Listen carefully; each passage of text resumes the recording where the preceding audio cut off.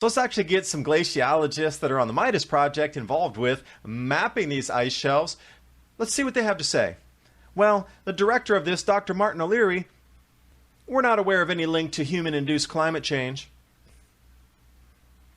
Okay, then why are all the newspapers globally spouting that it's because of climate change and CO2 warming? And then another professor, Adrian Luckman, from Swansea University, still same department. Opinions in the scientific community are divided. So again, they're not even sure what's causing this. Iceberg breaking away from Antarctica. Here we go, the detail. I want you to notice the area on the map. This is the peninsula of Antarctica. Notice the live volcanoes underwater. And I also want you to match it up. It's pretty much directly south, right to the edge where it says B, all those volcanoes right there. That's the Ross Ice Shelf. Look at all the active volcanoes there. Now let's look at the ice shelves. Remember a couple years ago they were saying the same thing. Ross Ice Shelf, it's breaking off, it's global warming. Yet I just showed you those active volcanoes under there. So we got active volcanoes under the Ross and the Larsen Sea, and they're both breaking off, and they're blaming global warming. And this map and contour comes from Joe Nova. Great site, by the way. A lot of information there.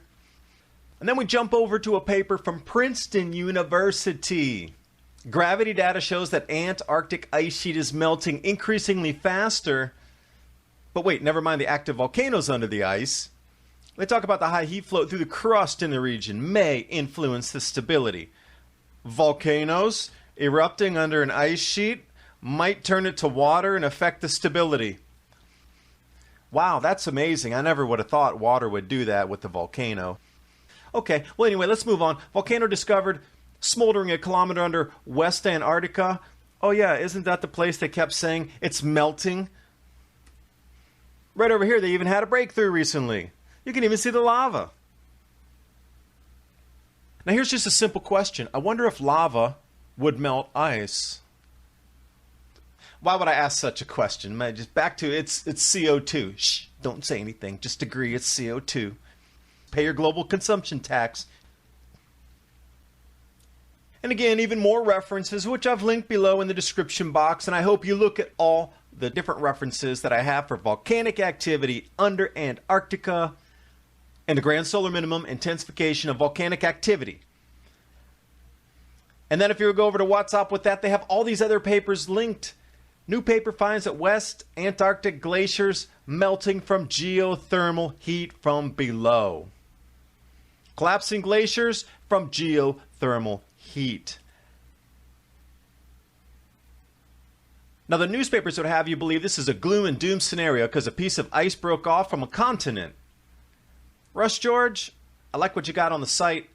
Can this giant Antarctic iceberg save the world? What it talks about is the trapped dust and mineral content that's in there. When it breaks off, it goes into the ocean, it melts, and as it melts, there's plankton that forms, and then it creates its own ecosystem with different fish, and it talks about a resurgence and growth in actual numbers of fish because of this iceberg here.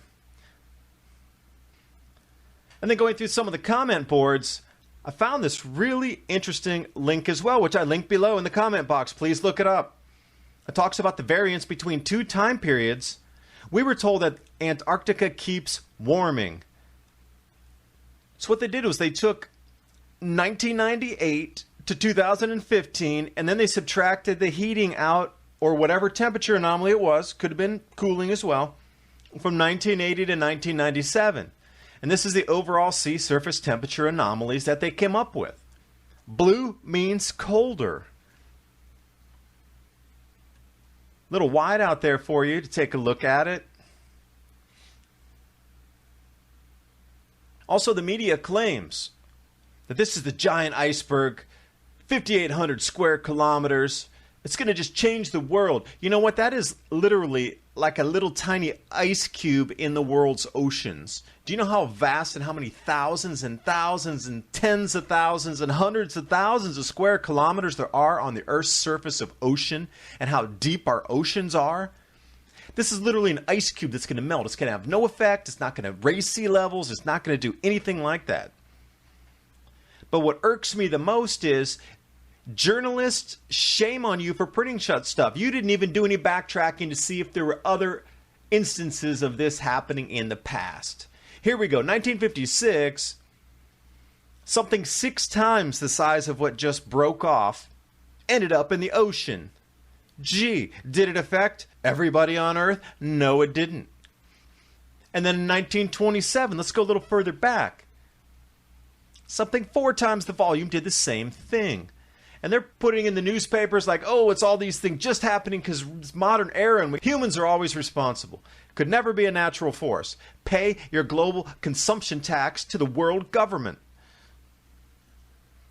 Here's the newspaper clipping from 1956. I linked it below. Here's even a microfilm snapshot of the U.S. Navy's report of that same iceberg. Was that USS Glacier, the Navy's most powerful icebreaker, cited that iceberg more than twice the size of Connecticut, which means it was larger than the one that just broke off.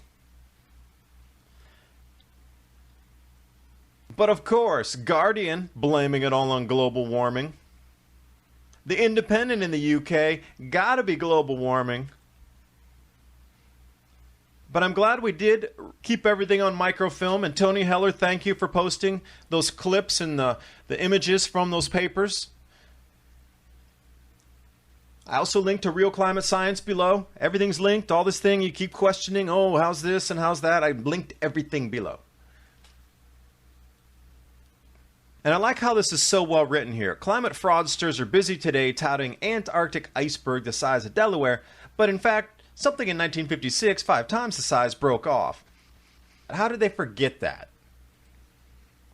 And then we come to the mysterious plumes of steam suddenly rising from Greenland. This was taken by a pilot from Icelandic Air.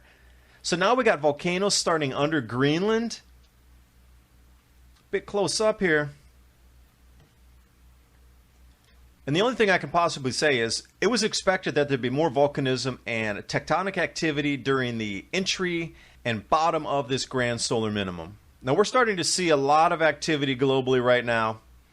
Earthquakes, volcanoes all over the place that are unexpected, starting up after 100-year, multi-century cycles.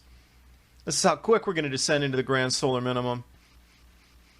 And then you start to take a look at the volcanic aerosols found in the ice sheets, and they peg pretty much 100% to the grand solar minimums. So this only goes back through the modern minimum, the Dalton minimum and the 1815 year without a summer. And then we got like 1640, 1700 with the eruptions, and that was the modern minimum. So we need to go a little further back in time. So I'm going to take you back 2,500 years here. And notice the outliers. That year without a summer, 1815, is actually a really small eruption compared to what's occurred in historical cycles through these grand solar minimums. 1257, that was another Indonesian eruption. 1815, Indonesian eruption. It's all these equatorial volcanoes that go off during the grand solar minimums. 540, late antique little ice age. We rock back into 44 BC. Oh wait, that's so politically incorrect for saying BC. Oh well, deal with it. And then we find 426 BC. So these 2 largest eruptions during grand solar minimums were 426 BC and 1257. So if we're going to count time, we need to do what? 2,450 years approximately. And then we start to take a look here at the Braze cycle. What if there are more powerful cycles that are compounding on top of John Casey's 206 year, and then we double that into the modern minimum at 412? What if we're getting into something on the 9,600 year cycle? You know, Jack Eddy, he also pegged the 1,000-year cycle. But what if we're back to a 2,400-year cycle? And this is the reason that there's obscure volcanoes starting to go off everywhere, under ice sheets, melting, glaciers. And here we are. If it is a 2,400-year cycle, that 426 BC eruption pattern is coming right back today. And speaking of Jack Eddy, to name this new grand solar minimum the Eddy minimum, there is a petition out there. I linked this below as well, the Eddy minimum petition. They're looking for at least 1,000 signatures. They've already eclipsed that, but make sure you jump over there. support that, so we're all on the same page of when we're talking about this event that it does have a categorical name, that the media can't start to switch it because it has been named.